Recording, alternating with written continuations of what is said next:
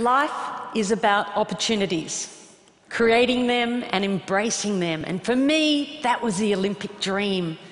That's what defined me. That was my bliss. As a cross-country skier and member of the Australian ski team headed towards the Winter Olympics, I was on a training bike ride with my fellow teammates. As we made our way up towards the spectacular Blue Mountains west of Sydney, it was the perfect autumn day. Sunshine, the smell of eucalypt, and a dream. Life was good. We'd been on our bikes for around 5.5 hours when we got to the part of the ride that I loved, and that was the hills, because I loved the hills. And I got up off the seat of my bike and I started pumping my legs, and as I sucked in the cold mountain air, I could feel it burning my lungs.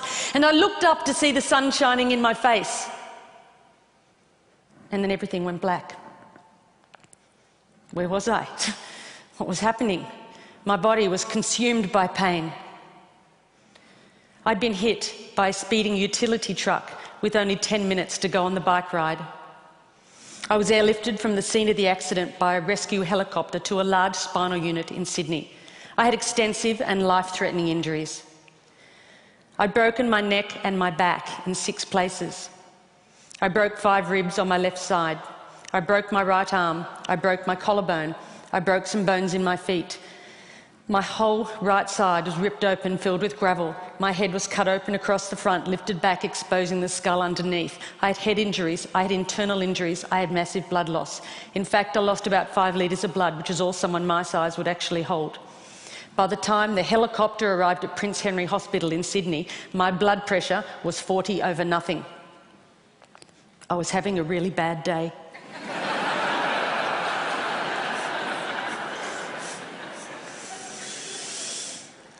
For over 10 days, I drifted between 2 dimensions. I had an awareness of being in my body, but also being out of my body, somewhere else, watching from above, as if it was happening to someone else. Why would I want to go back to a body that was so broken? But this voice kept calling me, "Come on, stay with me." No, it's too hard. Come on, this is our opportunity. No, that body is broken. It can no longer serve me. Come on, stay with me. We can do it. We can do it together. I was at a crossroads. I knew if I didn't return to my body, I'd have to leave this world forever. It was the fight of my life. After 10 days, I made the decision to return to my body, and the internal bleeding stopped. The next concern was whether I would walk again, because I was paralysed from the waist down. They said to my parents the neck break was a stable fracture, but the back was completely crushed. The vertebra at L1 was like you'd dropped a peanut, stepped on it, smashed it into thousands of pieces. They'd have to operate. They went in, they put me on a beanbag, they cut me, literally cut me in half. I have a scar that wraps around my entire body. They picked as much broken bone as they could that had lodged in my spinal cord. They took out 2 of my broken ribs and they rebuilt my back, L1. They rebuilt it. They took out another broken rib. They fused T12, L1 and L2 together. Then they stitched me up. They took an entire hour to stitch me up. I woke up in intensive care and the doctors were really excited that the operation had been a success, because at that stage I had a little bit of movement in one of my big toes. And I thought, great, because I'm going to the Olympics. I had no idea. It's the sort of thing that happens to someone else, not me, surely. But then the doctor came over to me and she said, "Janine, the operation was a success and we've picked as much bone out of your spinal cord as we could.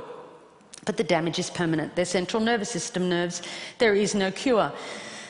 You're what we call a partial paraplegic, and you will have all of the injuries that go along with that. You have no feeling from the waist down, and at most you might get 10 or 20% return. You'll have internal injuries for the rest of your life. You'll have to use a catheter for the rest of your life. And if you walk again, it will be with calipers and a walking frame." And then she said, "Janine, you'll have to rethink everything you do in your life, because you're never going to be able to do the things you did before." I tried to grasp what she was saying. I was an athlete, that's all I knew, that's all I'd done. If I couldn't do that, then what could I do? And the question I ask myself is, if I couldn't do that, then who was I? They moved me from intensive care to acute spinal. I was lying on a thin, hard spinal bed. I had no movement in my legs. I had tight stockings on to protect from blood clots. I had one arm in plaster, one arm tied down by drips. I had a neck brace and sandbags on either side of my head. And I saw my world through a mirror that was suspended above my head. I shared the ward with 5 other people. And the amazing thing is that because we were all lying paralysed in the spinal ward, we didn't know what each other looked like. How amazing is that? How often in life do you get to make friendships, judgment-free, purely based on spirit? And there were no superficial conversations as we shared our innermost thoughts, our fears, and our hopes for life after the spinal ward. I remember one night, one of the nurses came in, Jonathan, with a whole lot of plastic straws. He put a pile on top of each of us and he said, "Start threading them together." Well, there wasn't much else to do in the spinal ward, so we did. And when we'd finished, he went around silently and he joined all of the straws up till it looped around the whole ward. And then he said, "Okay, everybody, hold on to your straws." And we did. And he said, "Right, now we're all connected." And as we held on and we breathed as one, we knew we weren't on this journey alone. And even lying paralysed in the spinal ward, there were moments of incredible depth and richness, of authenticity and connection that I had never experienced before. And each of us knew that when we left the spinal ward, we would never be the same.